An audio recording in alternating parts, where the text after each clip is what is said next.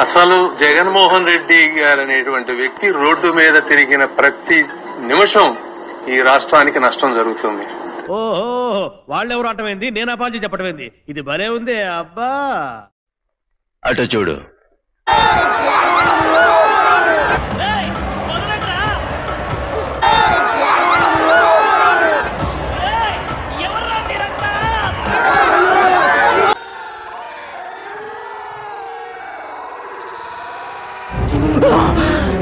అమ్మా, జర్రు ఉంటే చచ్చిపోతుంటరా.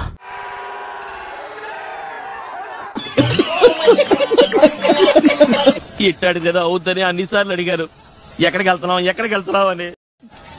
మీకు అసలు ఏం రైట్స్ ఉన్నాయండి మమ్మల్ని ఇడికి తీసుకొచ్చి చంపడానికి? పిల్లాడిని చంపేస్తారా?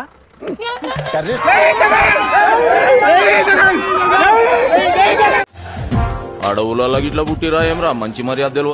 అతను రోడ్డు మీదకి వస్తే ఈ రాష్ట్రం అభివృద్ధి అంత వెనక్కి వెళ్లిపోతుంది.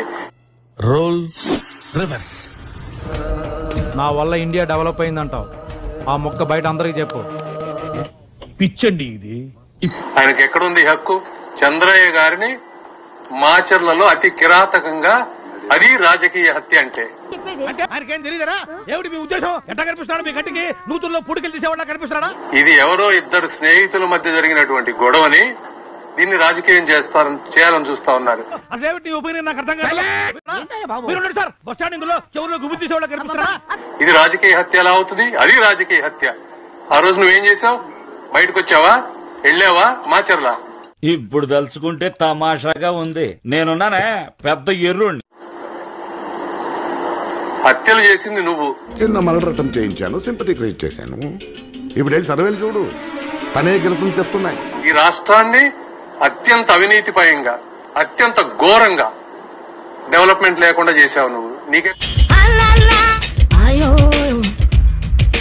నీకెక్కడుంది అధికారం? నీకేం తెలుసురా వాటి విలువ? ఆఫ్టర్ గాడివి, అనామకుడివి, అసమర్థుడివి, అయ్యోకుడివి. ఢిల్లీలో ఎక్కడికి పోయినా ఆంధ్ర రాష్ట్రం గురించి మాట్లాడాలంటే అవమానకరంగా ఉంది. ఇదే నా పాలిటిక్స్, ఇదే నా తండ్రిని చూసి నేను నేర్చుకున్న హిస్టరీ. అది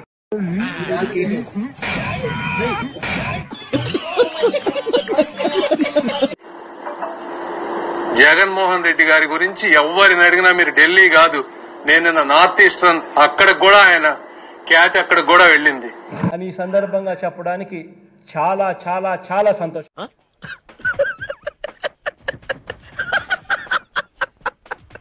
ఈయన గురించి చెప్తారు కాబట్టి అతని గురించి ఎంత తక్కువ మాట్లాడితే అంత మంచిది.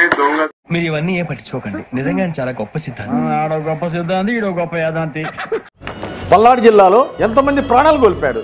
మీ ప్రభుత్వంలో ఎన్ని హత్యలు జరిగినాయి? నాకు నంబర్ కరెక్ట్ గా తెలీదు. జల్లయ్య, చంద్రయ్య, ఎంతమంది ప్రాణాలు కోల్పోయారు? ఎందుకు సార్ పాతగాయని మళ్ళీ రేపుతారు? ఇంతమంది ప్రాణాలు కోల్పోతే ఏ రోజైనా మీరు సరైన చర్యలు తీసుకున్నారా? అరెస్ట్ చేశారా? నిందితులు ఎప్పుడైనా మీరు అరెస్ట్ చేశారా? నేను వస్తాను బాబు. నాకు నిద్ర వస్తుందండి. ఎవరైతే మరణించాడో వాళ్ళ కుటుంబ సభ్యులను కూడా మీరు ముద్దాయిలుగా చేర్చారు. వెన్నుపోటు రాజకీయాలు ఇవి. రాజకీయాలు చూడడానికి చాలా మంచోళ్ళ కనబడే సైకోగాడు. ఎంత దారుణం మీరు చేసినటువంటి దుర్మార్గాలు. భయపెడతాం మా రాజకీయం. మీరు ఆ రోజు వైసీపీ నాయకులు హత్య చేస్తే తెలుగుదేశం పార్టీ నాయకులు మీరు ఏ రోజు స్పందించరా?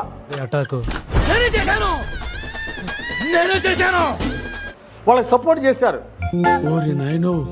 వీడు ఈ టైప్ లో తగిలాడు. రవిశంకర్ లాంటి దుర్మార్గుడైనటువంటి ఎస్పీని మీ ఇష్టారాజ్యంగా రవిశంకర్ రెడ్డిని వెనకేసుకొచ్చి ఆ రోజు వెనకాల నేను ఉండానా, నువ్వు ఏమన్నా చేయరా, నేను వస్తానా. ఆ రోజు తప్పులు చేయించారు. దాడులు జరిగితే కేసులు కట్టలేదు. తెలుగుదేశం వాళ్ళ మీద దాడులు జరిగితే కానీ ఈ రోజు జరిగినటువంటి హత్య మీద వెంటనే ఈ రోజు ఉన్నటువంటి ఎస్పీ స్పందించాడు. వెంటనే అరెస్ట్ చేయడం జరిగింది, ముద్దాయిని జైల్లో పెట్టడం జరిగింది. అదంతా అప్పుడండి, ఇప్పుడు నేను మారిపోయానండి. మీ ప్రభుత్వంలో కాదు, తప్పు ఎవరు చేసినా సరే మేము ఉపేక్షించేది లేదు. నాకు అర్థం కాలేదు సార్. ఖచ్చితంగా చర్యలు తీసుకుంటాం. ఈ రోజు మేము ఈ ఫ్యూచర్ నాకు అర్థమైపోతుంది. ఈ ఫ్యూచర్ నాకు కనబడి చెంచల్ కూడా జైల్లో బెస్ట్ బ్యాచ్ అంటే మా బ్యాచ్ 2008 బ్యాచ్. ఈ అమ్మ ఆని ముత్యాలు. చూద్దాంలే. చూడటం కాదండి, మీరు చెయ్యాలంతే. సరే మీరు ట్రై చేస్తారన్నారంటే అది ఓకే అయిపోయిన